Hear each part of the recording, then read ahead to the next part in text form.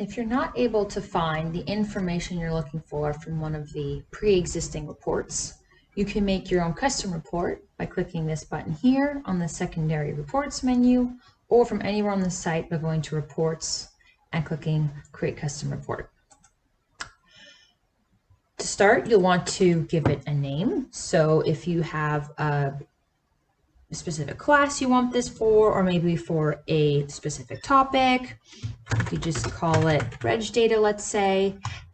You will always be required to have the username included. However, you can add anything else from the available information here. As you click it, you can see the information appearing on the side.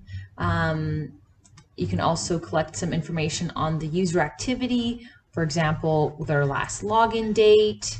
Maybe you want to get some historical data, like their portfolio values on a certain date in the past.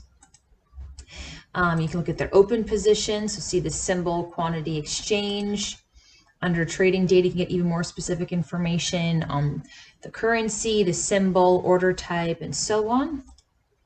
Similar information is available from the budget games, so how many months have they completed and their overall scores. And there are also certain functions. So if you want to be able to reset all the passwords for your students, add or remove cash, graph the portfolio, or anything like that, you can add these actions from here.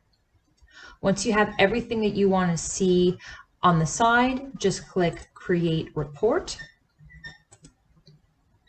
And it'll take you directly to that page where you can see all the information loaded up below, and you can click export to have that information sent to you to either Excel, Google Drive, or by email.